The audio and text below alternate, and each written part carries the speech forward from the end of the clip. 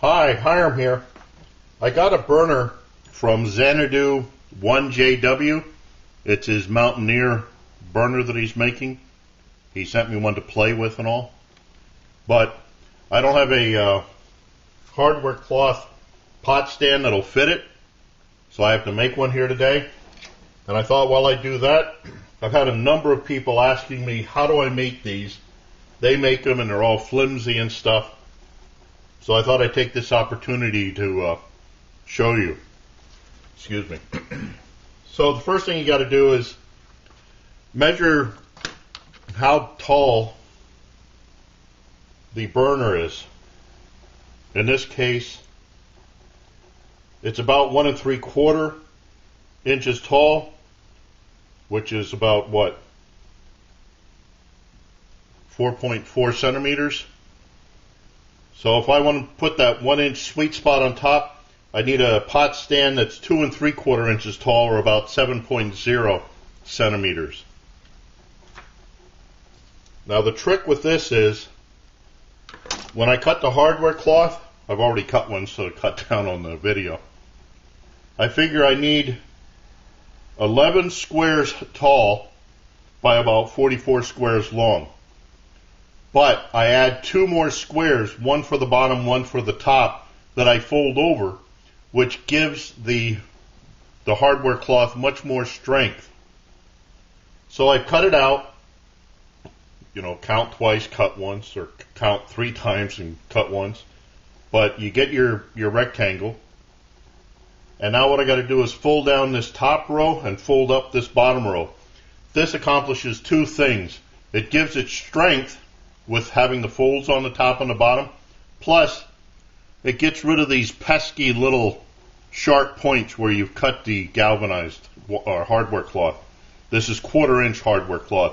I like this better than the bigger 1/2 inch, because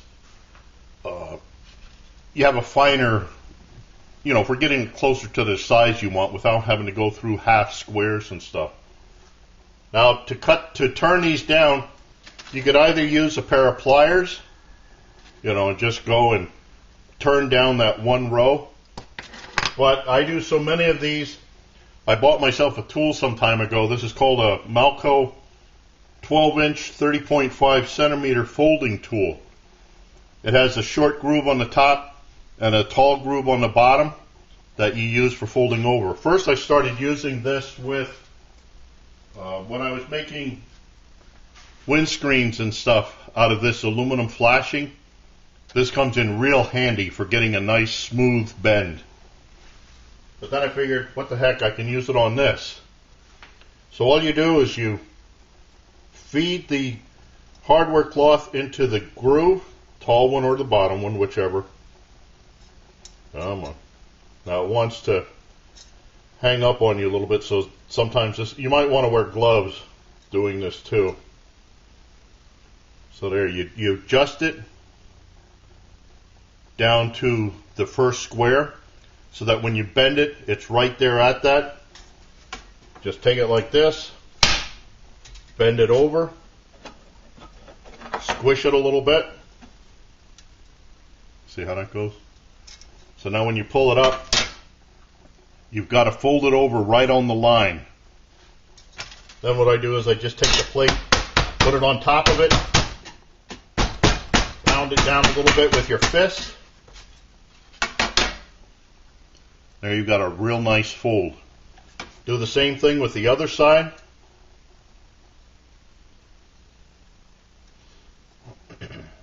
Trying to do this as fast as I can here. Right down to the line again. Oh, can you see that? Set it on the table. Oops. Not paying attention to what I'm doing here. I folded it the opposite way. You want to fold them both on the same side. I think that's what I did. No, I was going the right way.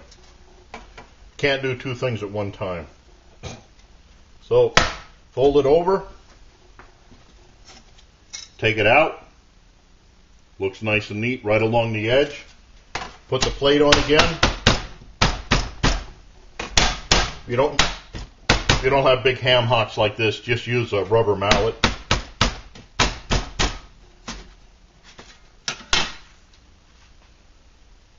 There I've got a nice, see how it stands straight out? It's much stronger than what it was before. Now all I do is I just get myself a can or a piece of PVC, whichever that's about the shape or a little bit smaller than what you want to go. And then I just take the hardware cloth, the folded side in, just put it on the can, wrap it around like so. And usually what I do is I put a rubber band or something, a couple of rubber bands,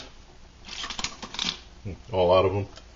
I just put a couple of rubber bands on there and let it set like that overnight. When you come back the next day, or you can do it now if you want, but I like to let it set like that for a little while to get the bend in it.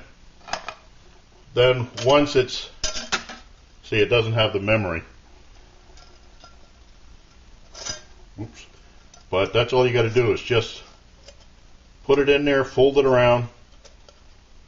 And a lot of times it helps to make it smaller than what you actually want for a diameter. And that, in a nutshell, is how I make my hardware cloth pot stands. You can get the hardware cloth at most hardware stores. If you go to the smaller ones like Ace and whatnot, sometimes they sell it by the foot there, so you don't have to get a big long roll. Again, this is galvanized, so I know I get a lot of people saying I'm trying to kill people. You heat up galvanization stuff and it gives off fumes and, you know, deadly fumes. So all I say is just don't go sniffing your pot stand. Let it burn. All that garbage will just be burned off. But as long as you don't stick your nose right against it, I think you're pretty safe. So again, that's how I make my hardware cloth pot stands. I hope this helps. Again, you don't need this tool, but it was only a couple of dollars. So if you're making lots of them, it comes in real handy rather than having to stand here crimping them over one little piece at a time with a pair of pliers. So I thank you for watching. I look forward to your input, questions, remarks, helpful suggestions. And as always, watch for my buddy Max. Bye now.